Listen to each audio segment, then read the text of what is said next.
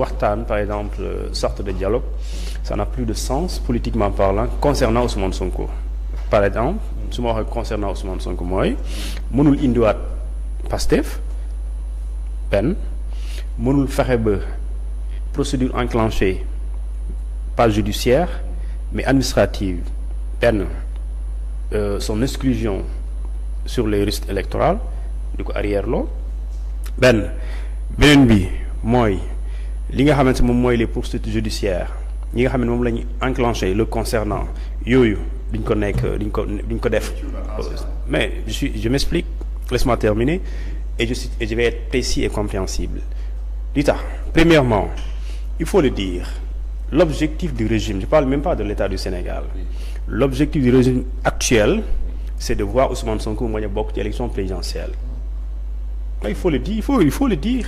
Est-ce que ça va même pas au-delà de ça. Mais je vais m'expliquer. Oui.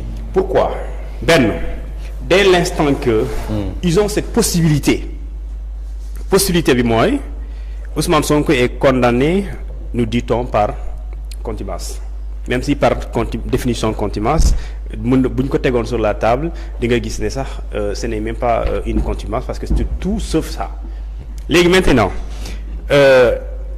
bon moom laisse-moi terminer quand même. non parce que xam nga li may réglé parce que tu veux un débat juridique. yow xam nga li may réglé waxoon naa la foog nga ñëw ñu waxtaan ci loolu. voilà te dinañ ci waxtaan boobu kii si Fallou le veut xam nga li ma bëgg wax mooy xam nga dafa am lu ñu tuddee en Afrique et loolu moo dal actuellement Niger xam nga Niger dafa am lu fa xew il y a 2 semaines ñuy wax coup d'état ñenn ñi di wax tentative de coup d'état selon les Américains xam nga Youssoufou dafa am benn opposant bu ëppoon doole Niger bu tudd Ahmed quand Youssoufou a décidé mu bañ a defaat déclarer candidat dafa yóbbaale waa jooju bu muy dem non dafa créer mu yóbbaale ko bu mu ko yóbbaale mu créer toutes les conditions qui ont permis à l'actuel ki nga xamante ni moom mooy Mohamed Bazoum par rapport ak poids politique ak Ahmed mais tolloowuñu kii moo ko ëppoon 1000 sens mais dañ ko yóbbaale ñu jox sens à Bazoum aujourd'hui ce qui s'est posé c'est quoi mais c'est une question de légitimité moo posé wu même si des fois dañuy yóbbu ci débat légalité oui il a été élu démocratiquement élu mais ces électeurs nigériens est-ce que boo doon xool la population totale du Niger ak ñi nga xam ne ñoo nekk ci fichier électoral bi est-ce que di nga mën a teg le débat de légitimité et après il y a un coup politique bi nga xamante ni moo fa jaar et loolu kàccoor la comme ni ko Senghor doon wooy Abdoulaye Ndiombo et ça je dis bien loolu la ñu war a éviter mu ñuy plonger ci li nga xam ne comme genre situation bi xam nga actuellement tey des débats qui se posent ñu ne Ousmane Sonko est droit au mur mais aujourd'hui Ousmane Sonko son seul choix c'est d'être dans ce combat mooy déjà def na leen damay def ni des grèves de la faim mais Ousmane Sonko sans cette grève de la faim amatul beneen possibilité ou méthode pour mu faire face wala mu continuer ses résistances. C'est pour sortir de prison wala pour je parle pas de cette condamnation de la participation moi je parle de la résistance. waaw mais justement le but de la résistance c'est quoi. laaj naa la ko. Le but de la résistance parce que cette définition est subjective. non waxuma définition. le but l'objectif là. le but selon vous ça peut être subjectif aussi. waaw. voilà léegi li ma bëgg a wax mooy. dama ko faa. bu leen ko li ma bëgg a wax mooy. oui. xam nga sànq Pal di daf ne Pastef du idéologie donc idéologie Pastef kenn moomu ko d'accord mais dafa am loo xamante ni. oui d'accord je l'ai pas dit. non ce que j'ai voulu dire c'est que le Pastef c'est un appareil. idéologie bi am na ci mais idéologie. comme tout parti politique idéologie ñëpp. non li nga war a comprendre par idéologie mooy du jëmmu nit ki mooy tax lii disparaître gëm-gëm par exemple du jëmm bi nekk fi wala jóge fi moo tax mu di disparaître li Serigne Touba ba chaque année ñu koy màggal du jëmm ji kese physiquement moo tax bu doon jëmm physiquement mooy tax exactement bu décédé wala bu mu làqowee lay ñëpp di pare di màggal mais aujourd'hui autant que jóge na fi ñuy gën a internationaliser ce combat. C'est différent. Non, c'est pour dire que. C'est pas ce que j'ai dit. On parle d'idéologie, non? waaw si bien sûr mais dama bëgg wax ne le PASTEF c'est yow wax nga fii léegi que créer un parti politique c'est pour conquérir le pouvoir. Absolument. waaw jeex na l'appareil du PASTEF moo mën conquérir le pouvoir idéologie bi na nekk sur 12 millions de Sénégalais du conquérir le pouvoir. léegi loolu laa bëgg a wax. léegi ça peut changer les mentalités mais ça ne conquiert pas le pouvoir. sans que bon j'ai entendu. mais rapidement pour moi. waaw j'ai entendu Momo parler de système bu seey ci anti-système bu seey ci système